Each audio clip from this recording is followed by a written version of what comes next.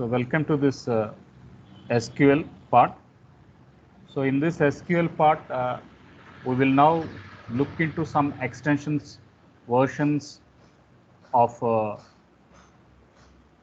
tables, where in this extension version, we will look into tables uh, where we have joining the tables, where we can make a join operation. So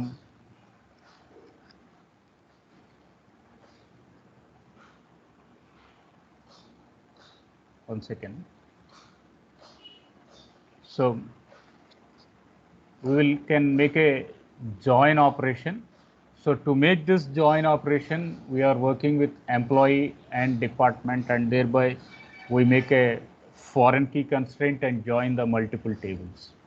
So before we dig deep into joining, the very first join which was in the earlier version was Cartesian product. So if I have n rows in one table, m rows in another table, then it is n into m. Holistically, no much thing. So it is a direct product. It is going to be a direct product. So you can have a Cartesian product here. So n is equals to some 20 and m is equals to 8. So now you can see that n into m, we get this nm. So assume that employee table, it is having 20 rows, and department table, it is going to have 8 rows. So holistically, it is linking up. Now another thing, what observation we can have was employee ID is going to be the primary key, department ID is going to be the primary key, and now this department ID is moved here. Therefore, now it is going to be a key constraint called as a foreign key. So the drawback was the drawback of the Cartesian product was it is going to have duplicates. It is going to have duplicates. So duplicate values. We have duplicate values in the cross product operation. So this was the drawback or pros, whatever you call. So to eliminate that drawback, now people went with extending to joins. So it can be cross join, natural join, and it can be inner joins, it can be outer joins, self joins, etc. So now, first of all, we will see how a general way of linking two tables is going to be taken up. So in this, we can see that we use a select command where we take up some table 1 and table 2, and then we see what column we need to want. That column we are going to make a equality condition, and thereby we are going to make a join operation. So this is a very simple join, a condition join, an equals to condition join. So that was going up.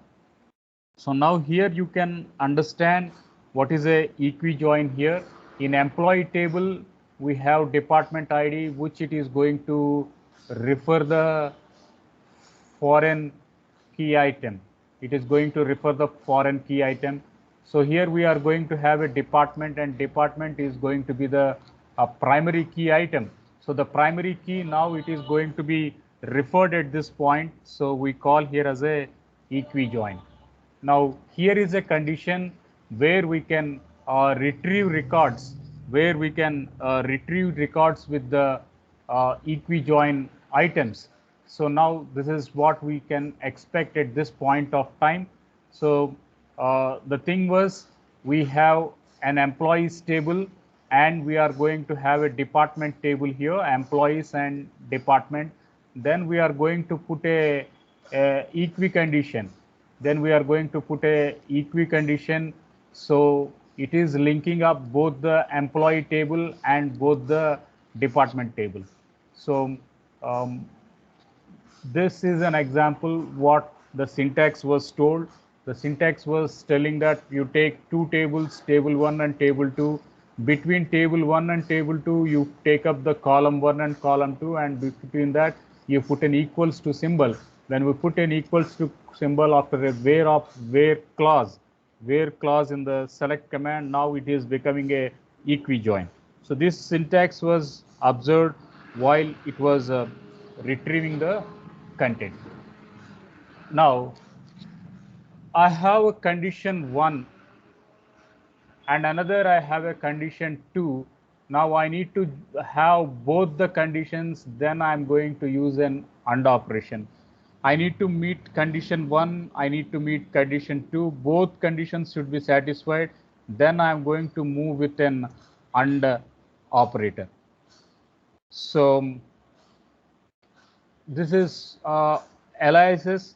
So what was aliases is every time you can't write employee and dot employee ID, employee dot last name, departments dot department ID. You can't mention it always the complete name. It will be a little bit ambiguity.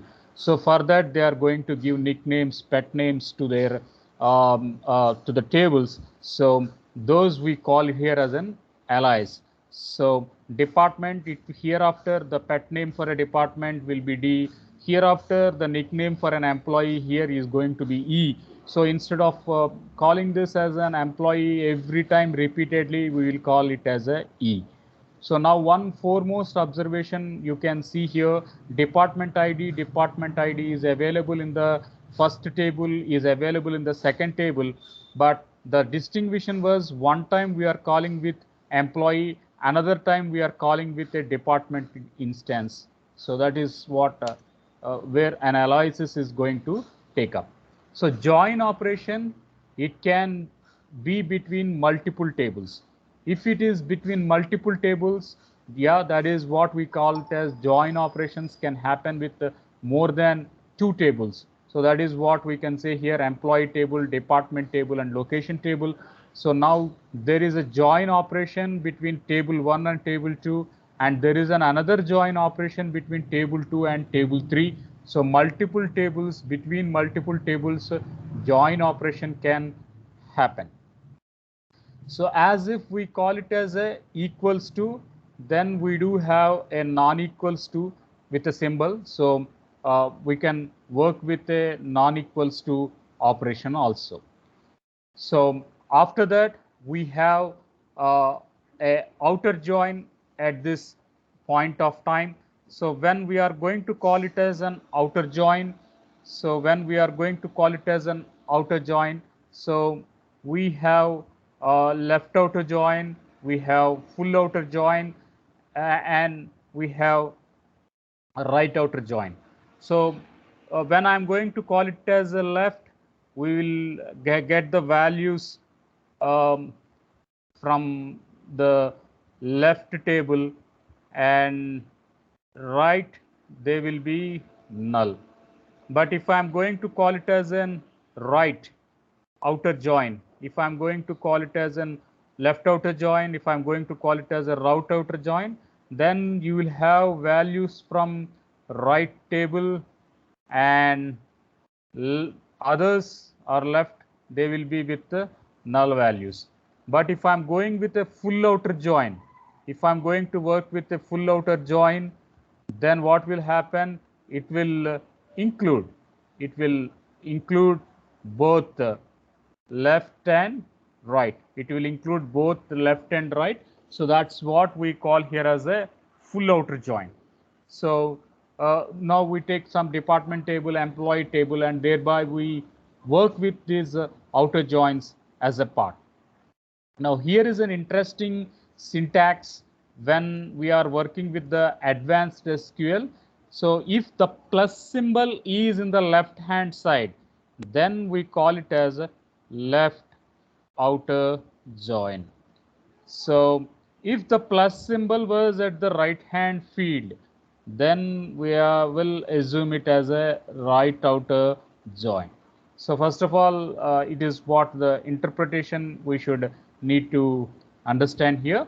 So when equal to join, we made a equal to condition, right? So we take table 1, table 2, then whatever column we need, those columns we did, and we made a equi join. And if we are working with it is with non-equal, then we call it as a non-equal join.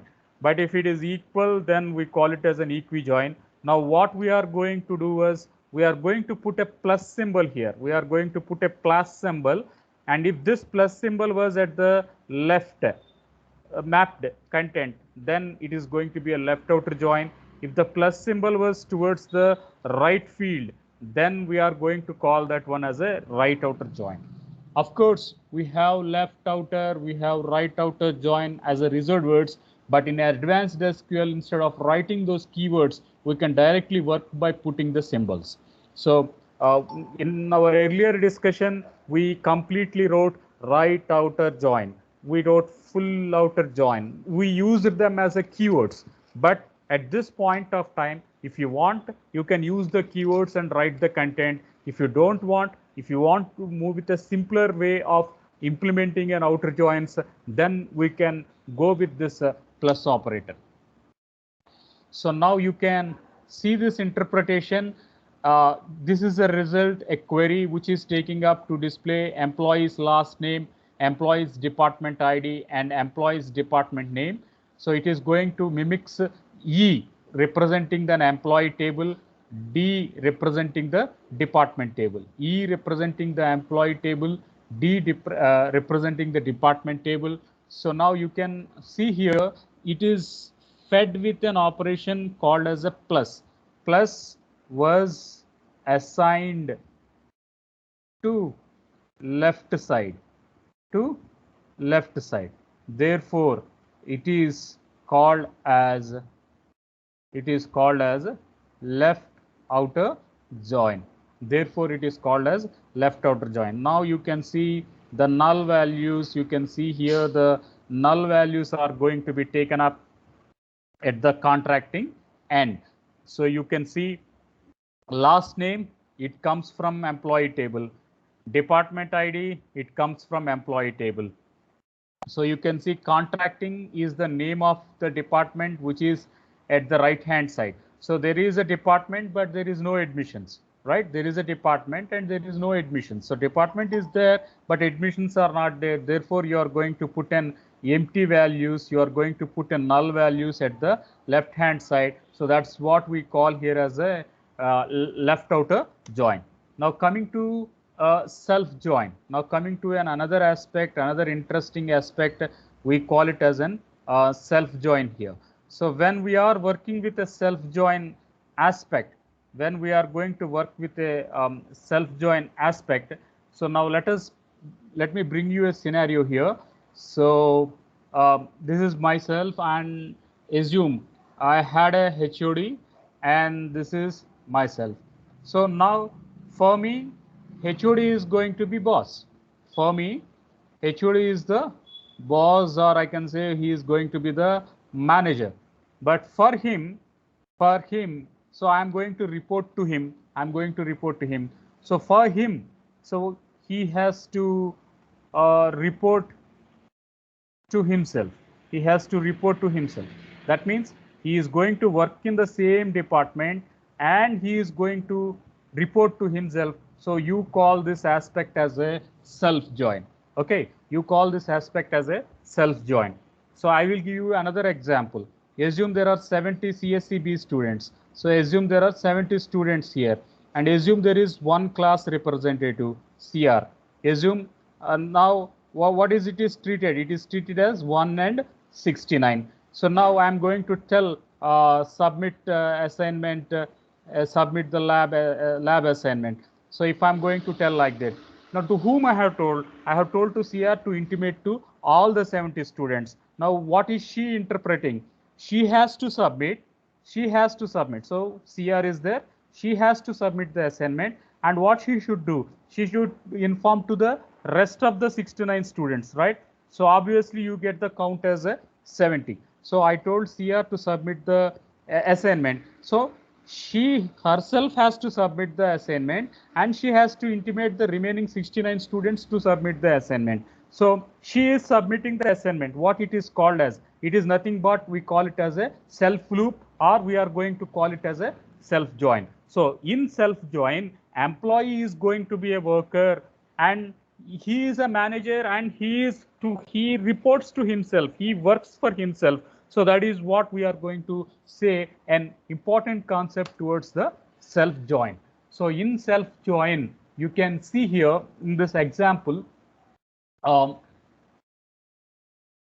in this example, so we were talking employee, and then we are going to take the employee table. For example, in Java, if I'm going to create a class, then I'm going to have an instance, right? Similarly, now I'm going to have an employee instance, and I have W as an instance, K as an M as an instance, two instances.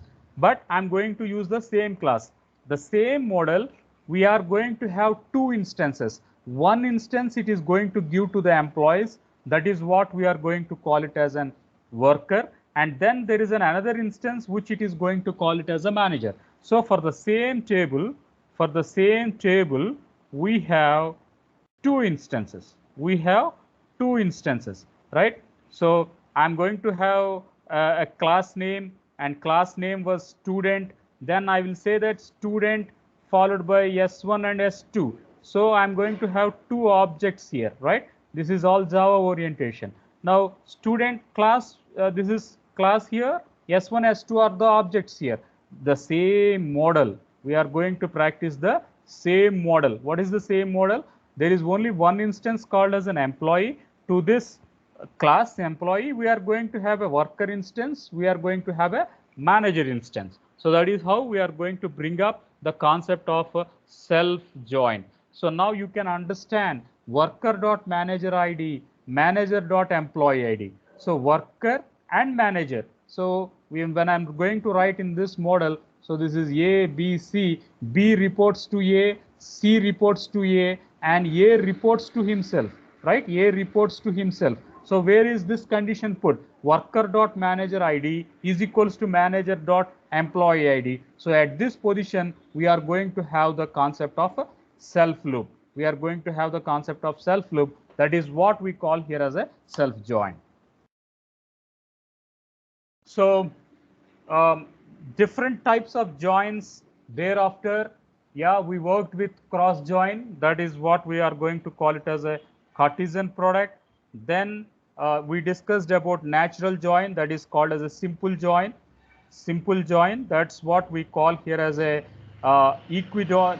So next one we call it as left, right, full outer join. You can use symbols like plus, or we can go with the reserved words left, right, full outer join. So it is up to you what type of syntax we want to administer. So that is up to you to take up whether you want to use a plus symbol or whether you want to make this direct reserved words. So now you can see here employee is a table name, department is a table name. Between employee and department, I'm going to use a reserved word called here as a cross join. I'm going to use a reserved word called as a cross join. So it is N into M. So if it is N, it is going to be some 80, and if it is M, it was 10, then it is going to give up some 800 instances. So in this model, we are going to get the cross join, we get a duplicates. So that was one of a drawback. So we go with a natural join, that is a simple equals to condition. So you can see this departments with location, we make a natural join. So that is another aspect. And there is some other extensions towards you can use and, or, on. So these are some of the reserved words. So this is what we practiced in our earlier labs in the ship, silo and boat. So boat, silo and reserves. What we have done, we have practiced with left outer join. So instead of left outer join, you can go with plus, but this is another word, left outer join. Similarly, between two tables, you can work with another syntax called as a right outer join. So we take up these two aspects. So we take up table 1 as an employee, table 2 as an department. So we display last name, department ID, and department name from the department. But department ID and last name, we are taking it from the employee table, and we are going to work with the full outer join, and thereby we are going to make a equal to condition. Now you can observe left hand side, we have in the right, you have a null value. You have null value at right side, then you are going to have a null value at the left and at the right. So at the right we are going to have the null value. So